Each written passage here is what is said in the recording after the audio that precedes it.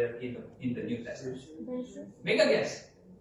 Mali mo, tamaan mo yung Starbucks courtesy of, matataas ko pang meron pang breads sa harina. Okay? Ayan na, okay, may pandesal na, may pa. Make a guess. How many verses? Just make a guess number. 5,000. Up? 7? Up? 15,000. Lower? 8,000 lower? 7 to Up? 7. 9. 7,900, okay? 7,957. So in other words, if you think about this analogy, there are 795 verses. Would you believe that the book of John has only very few verses? So it will qualify as one book in the Bible. And if you talk about the entirety of the Bible, including the Old Testament, there are 2,000 verses that pertains to money. Amazing, isn't it? Because money is an extremely important issue because a person's attitude toward it is determinative of his relationship with God. Would you agree with that? Because you have seen a lot of times, and before I get to know Jesus, because I came from a poor background, so mahirap lang kami. I was like I was a houseboy when I was young, when I was in elementary, and then I also worked while I'm studying college. So to me, my security is that, my mindset is that I really need to get out of poverty. I really need to chase money. So parang, alam mo yun, sa akin, my security is always about my bank account. Yeah, wala naman laman eh, diba? So when I start going here, and I still not a Christian at that time, Michelle and I, and in particular me, I was really particular on how much money we have saved. So I said, this is the one, if this is going to be, falling below this level, there's a martial law. Nobody will spend like this. Because I feel that, if you don't have that money, that means you're secure. In other words, I realized that money is already controlling the way we live our life. Then if I want to somehow papogi ng konti, then I buy something to show off and so on something. And I've been there, done that, right? So in other words, to me, that's my security, that, my identity. If you come from that background, that you feel that you were deprived. You feel that now when you go home or you meet your friends, you don't say that, arbag ka naman, wow, wow, naka-Birken's ka na ngayon, dati sandwich lang. Wow, dati bench lang, di ba? Parang gano'n. Ngayon, naka-Uniqlo ka na. Wow, di ba? So parang gano'n, di ba? So parang you feel that the identity and your security is yours. And you realize that you are becoming a servant of money. And here's the point I want to emphasize. Money is meant to be our servant, not our master. Jesus is our ultimate master. Remember, Jesus said in Matthew 6:24, chapter 6 to chapter 4 to 6 is about, I love this. This year, I'm just trying to really get deeper into the Sermon on the Mount. I just really want to. I mean, I'm not saying that you have to do, but I really just want to. One of the things that Jesus was teaching here is about money. And he said, no one can serve two masters. Either you will hate the one and love the other, or you will be devoted to the one and despise the other. You cannot serve both God and money. And that's why money is not supposed to be our master. Money is just supposed to be our servant. Our master is Jesus. Jesus here was talking to the Pharisees and the people who are listening to him, including his disciples, that, look, this is your problem, guys. He's talking about here the worries and everything about money. He says, guys, it's your security. You're trying to pretend that you really are committed to God, but the reality is that you're chasing wealth. And Jesus was saying, you cannot serve two masters. Either you hate and love the other and despise the other. You cannot serve both God and money. So in other words, what is important is God, the ultimate. We're going to talk about that later on. But what is important is that you know that Jesus is the master. When Jesus is the master, he calls the shots. That's why there's always a joke when you get baptized, you also baptize your wallet.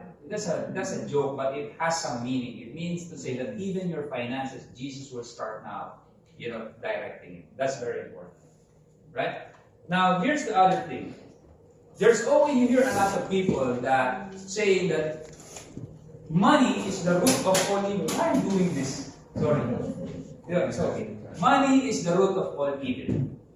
In fact, that's not true. The Bible says the love of money is the root of all evil. That's why I'm saying be careful with to who you listen to. Your main foundation should be the Word of God.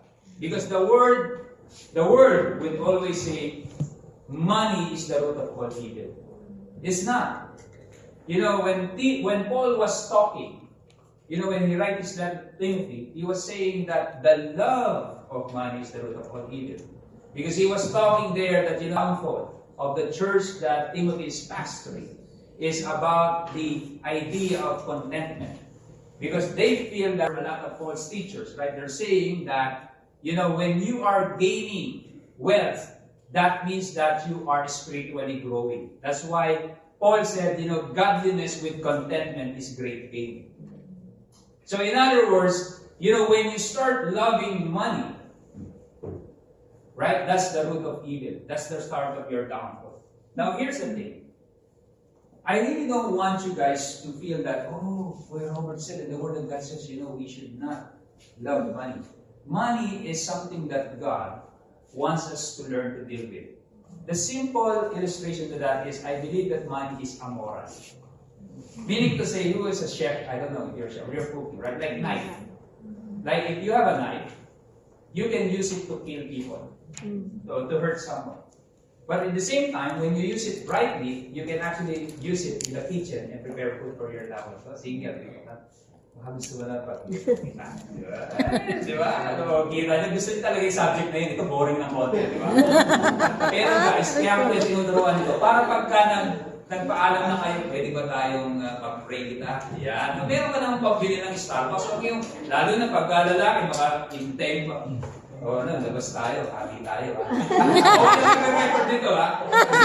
Sabi ko sa inyo, hindi lang ako sa finance, pwede rin ako sa courtship. Okay? Right, sige. No, I'm just joking. What I'm saying is that that's very important. Because if you have the right foundation, you will have the right living. You get what I'm saying?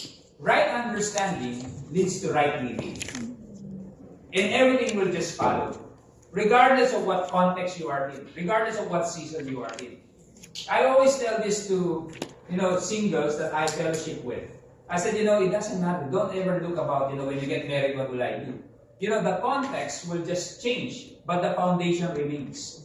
The application might probably shift a little bit, but if you have the right foundation, there's no is this the way that, something like this I have to deal? Do I need to deal money with this way or so on and so forth? It's even better because now you have the right foundation. You get what I'm saying? Dami kong side segue, right? Now here's the thing. In order for us to understand this, it's just that we need to understand our role. And what is God's role? It's about the idea of ownership and stewardship.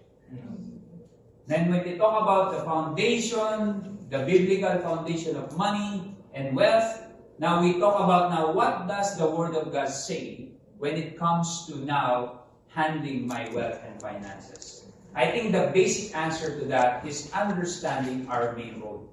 Our role is steward of God's asset. How many of you believe that God owns everything? Amen. If God owns everything that we have is a gift from Him. Yes. It's like everything that I have are those blessings that comes from His hands that fell and fall into my hands. If He is the one who owns this, that means we are just the steward or the manager. That's very important. The Bible says, the earth is the Lord and everything around it and within it, rather. So, if everything is owned by God, everything that I have, including my talent, including my time, including my wealth, are just given to me by God. So what do I need to do? Let's say, for example, if you have a friend, and you lend someone, or you just, ask that person to keep it, you're expecting your friend or that person to take care of it. In the same manner that imagine, of all people on earth, God has chosen you. I'll give you a segue in terms of career, for example, because that's also a gift from God. Work is a gift from God. Work is a way that God is allowing us to receive His financial blessing. Agree? So every time, and I used to do this, when God, used me in the marketplace, my career started from low, and I reached to the point where and I never share this, okay? I'm not sharing this because I want to uplift myself. I was, in fact, I reached to the level that I'm managing the entire consumer banking credit control, right? So the guy who leads there is a Filipino, right? Who only have one accent like me, okay? That's I always have that joke. Every time I go to the meeting, so and so, they were real. Oh, so you're Robert Payawan. They thought that why? You thought that they would always get surprised that I'm a Filipino. That's for sure, right? So what I'm gonna tell you is not about that. Every time I go there, when I left that place, I was already I started like senior manager. I left that place as senior vice president, right? So, and I'm only talking about it because that's the thing of the past. The point is not because of that. Every time I go there, I will drive. I'll drop my wife. I'll drop my children to school. While I'm approaching my office every day, consistently, to motivate myself to work, I always tell myself, God, thank you that you have given me this privilege to sit in that position. Because this is a privilege that is given to me. May you bless the work of my hands, and thank you that you're blessing me. May I be a blessing to my team and blessing to my family and the people around me. There's times that I'm not, but the reality is that it's that posture that you keep telling yourself. Because a lot of people you will hear, I don't love my work, I would like to pray for some new work, new job. I get that. And I love that you always believe God can bless you. But at that very moment, while waiting, you need to start embracing and loving where God is. And the way to do that, I don't know if it's going to help you, is that to have that posture that you appreciate that God of all people. I always say this to God, Lord of all people, you have chosen a person. I always say this, there are more people who are more qualified to do my job. Trust me. Even more intelligent than I do. Even my team, my level reports are even better than me. But if I start looking at it, I said, Lord, thank you for this privilege. I never have any regrets. My inning has done in banking, it's okay. Because at that time, I feel that God has blessed me. And so on and so forth. And I want you guys to have that. Because where God has placed you right now is where God wants you to be at that particular season. At the same time, that's how God blesses you. The heart that is tested is a heart that can be trusted. If you're faithful in a small thing, God can trust you with a bigger thing. And the problem is, and don't get me wrong, I know it's not in this school. People will say, I don't like my job, and so on and so forth. I know there's no perfect job because we're still there. The fact that you're part of the department, that's not a perfect job. The fact that I'm still there, now that's a perfect department, I'm not anymore there, right? But the point I'm trying to say is there's no job as it is perfect. There's no organization that's going to be perfect. But the posture should always be, this is where God is present, and I need to be a good steward. Let's continue. We are only steward of God's assets, and therefore we need to be best managers. How can we be good stewards? Number one, we have to make God's asset grow. Remember the parable of the talent? Jesus was happy with those two guys, was able to multiply what God, the master was able to give. The other one kept it, and he was so, happy, excited because he was able to get. But the parable, what happened there, right? So in other words, when you grow God's asset, like the servants in the parable of the talents, we are told to invest and multiply the resources God has entrusted to us. That includes our money, our wealth, our skills, our talents, even the work that we do. You know what I'm saying? It's just interconnected. Because faithful stewardship means multiplying God's gifts, not building them. Later on, when we talk about the practical things, don't get me wrong. If your posture right now is to save, that's good. At least it's a good starting point rather than not having that habit. But now, after realizing the Word of God, God wants you to be the best. If you are to be the best manager for God, you need to multiply it, to make it grow. Right? The other one is we need to give back to God what is His. Remember, the Malachi verse. He said, "Bring the full tithe into the storehouse, that there may be food in my house, and thereby put me to the test, says the Lord of hosts, if I will not open the windows of heaven for you, and pour down for you a blessing until there is no more need." Now, what does it mean? God blesses those who give. Right? But when we honor God with our resources, He opens the windows of heaven to provide abundantly. So the first one that I said that, how to be a good steward is we have to make God's asset grow. The second one is we need to give back to God what is His. Here's a more practical thing. The first thing, when I came to know Jesus, the first thing that I realized was, I was so convicted personally that I was robbing God. I don't know, I'm not saying that it's the same with you, but for me, that's my conviction. That for the entirety of my life, I'm not giving back. When I grew up, we were raised in the Philippines as Roman Catholic. So my parents are Roman Catholic. So to us, it's like, when during the offering, right, we have 10 liter. So, you get what I'm saying? Okay naman sweldo ko ngayon. Sige, gawin ko 100 pesos, something like that. But I do that with cheerful heart, right? But the thing is this, okay? I realize when I get to be in the Word of God, that, oh my God, I should be giving the first fruit to God. The best fruit to God. So I feel like the first thing that God corrected in me is the way I handle my finances. When you talk about application of this one, giving back to God what is His own, or His part, is this. To me, I used to do the budget, right? So, salary or savings, expense, and extra, if there's an extra. First thing that God changed was the formula. Savings, giving to God, salary, income, giving to God, savings, expenses, and then savings and then expenses. So that simple change in the budget formula tells you, how God enters into the picture in the way we manage our finances. So what I'm saying is not as if that only God will bless you if you do that. I'm sure God can. But what I'm saying is that start, changing and transforming our heart in terms of dealing with finances. Your giving back to God determines whether you trust Him or not. Now, I remember, just want to share with you. So, back in the day, there were a couple that God has brought into our midst. They were financially trapped, not because of lavish lifestyle, just because the person was responsible. So, what we did was we journeyed with this couple. We laid down the expenses and everything. And I told that couple, first thing that we advised them is to, I know that cash flow is tight. And don't get me, the credit belongs to them because they said to us that really want to give to the Lord, but they don't have. And when we look at the finances, it's really, really justifiable. Then we just put a challenge, say, let's pray for it.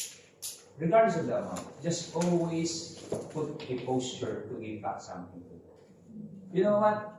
That journey, eventually you see that the husband get a new job, start God, blessing them, and they were able to stand on their feet. I think that's sometimes we limit our ability to give to God because, Lord, ganito lang to. Wala ako, I'm financially trapped right now, I don't want to give to you. Right? But I think that posture is what God really, will work on you. When I transitioned from banking career, right, and I start moving into business, the difference between an entrepreneur and a salaried one is you have fixed income. All the while, and I'm gonna be vulnerable to you guys. All the while, I thought the way I see my finances is already rooted in Lord. My faith is. Don't get me wrong. I feel like Lord. College degree na siguro ako, di ba? Ganyan pa ako, di ba? Until such time you come to that moment, when you start seeing that your cash flow is not enough. And then when I was praying to God, I realized that God was speaking to me, until now you cannot trust me with your finances. Then I realized when you start looking at your budget, your cash flow dwindling, you start realizing having that tremble in your heart. And that's when God will speak to you. Do you really trust me with your finances? If you can trust me with other things, you can trust me with it. Giving back to God what is His own in the first place is an expression of trust. And God is pleased with it.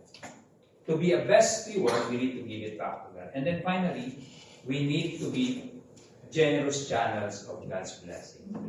Gusto ko to. Sabi nga ni Paul, di ba? Consider this, whoever sows sparingly will also reap sparingly, whoever sows generously will also reap generously. Each one should give what he has decided in his heart to give, not out of regret or compulsion, for God loves a cheerful giver. So pagka nagbigay ka, kailangan nakangiti ka. Kasi pagka nakangiti ka, parang payag yan na nakaganito, di ba? Pag nakasimangot ka, malalaglag yung blessing, yung masasalot. Di ba? Imagine that this is your smile, your lips, right? Pag tumismile na pa, iba pakita mo nga yung smile mo. Kaya smile ka nakaganyan, parang umbrella, di ba? So if you're always like an umbrella, when God pour His blessing, salo ko yan, Lord. Pero kung hindi ka nakangiti, pag nagbibigay ka, di nakasimangot ka, nakagano ka. Pag nagpaulan si Lord ng kanyang blessing, nalalaglag. Ang gagawin mo ganito, hanapin mo yung laging hindi nakangiti. Tumabi ka. Oo! Nag-guess nyo, tabihan mo. Pag nakita mo, ito si John, hindi ito humingiti. Kaya magpapaulan na si Lord. Tatabi ka ron, tapos alam mo bakit? Malamig lang yung blessing. Nakangiti ka. Lord, akin yan. Akin yan, Lord. Pero huwag kayo mag-alala, dalawa yung bagsak. Pag nandito na kayo lahat, dito kayo sa kabila. So ngayon, pag pumasok kayo, di ba, nakita nyo, nakangiti si Kuya Brian. Kasi talaga close-up model yan. Si Kuya Brian nakangiti lang yan kasi pogi talaga yan. So kung nakita mo, si John, hindi nakangiti. Sige, tayo. Pag nakita nyo guys, yung usher, sino usher dito? Pag nakita nyo, nandun lahat yung tao, sabihin nyo, bumili ka naman ng konti. Diba? Tapos o kaya, pag nag-usher ka, nakita mo, hanapin mo kagad yung nakangiti, hindi nakangiti si... Sino ba? Si Juan. So guys, kung kayo tumingay Juan. Pero what I'm saying is that God loves a cheerful giver. I'll tell you a simple thing. And obviously, it's not about, stretching the word of God. It's more of the practical thing, the way I see it, right? Imagine if God owns everything, right? And He wants to bless other people. You know what would God do? So He wants to see who among my managers are generous givers. Because if I want to bless others, I want to channel my blessing to people like Jay, like John, that actually blesses other people. So what does it mean? I want to bless that guy because he's praying. I'm just trying to picture this. Nagpe-pray si Beth. O sige nga, si John mainam to. Sige nga, John, padala ko sa ito. Then John will become the channel of blessing. And here's the thing. When God uses you as a channel of His blessing, di ba nabibless ka rin? Ang maganda kay God na manage, na owner is that, syempre dahil faithful ka, bigyan natin kita ng konting tip. Kahit yung tip ni God, okay na para maka-enjoy yung life, di ba? So think about that in a simple way. Ikaw ba, kung ikaw yung may-ari, at sa lahat ng binibigay ko sa iyo, sa'yo lang, hindi ko binibigay sa iba, sa tingin mo ba dadagdagan ko yung binibigay ko sa iyo? Di ba hindi mo gagawin yun? I'm not saying that God will also react that way. I'm just trying to get that picture. God can use us to be blessed, to be a blessing to others. Our situation should not limit us to be generous.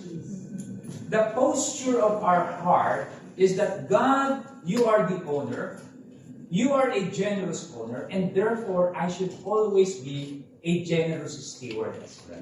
Because if you use me, generosity are two things. One is you're already becoming a blessing to others. The other thing I really love about generosity is this ability for you to get that rhythm to hear from God. How many of you have experienced that, one time you come into the service, you hear a whisper or a word that, that's been happening. And then when you start giving that person attention or help or, let's say, financial support, you say, thank you, because I've been praying to God. you know, more than the action, for me personally, which I want to impart, is that I will learn faithfully because now I'm learning how to have that rhythm to listen to you. Iba yun eh, di ba? Everybody keeps on asking, how do you hear from God? So use this as a way for you to build that rhythm. For example, some of you might probably be used by God, well, let's say in the pulpit, to preach, to exhort, and everything. It's so important that you're in tune with God, but if you don't know how to listen and not hear His voice, this is one of the ways that you can practice. Lord, nadinig ba kita? Kung hindi kita nadinig, edi, yari ako sa asawa ko. Kasi nawala yung mind. But anyway, so here's the summary of this one. Faithful stewardship means multiplying God's assets, giving back what belongs to Him, and generously spreading His blessings to others. Okay? So yan yung foundation natin. Everything is clear?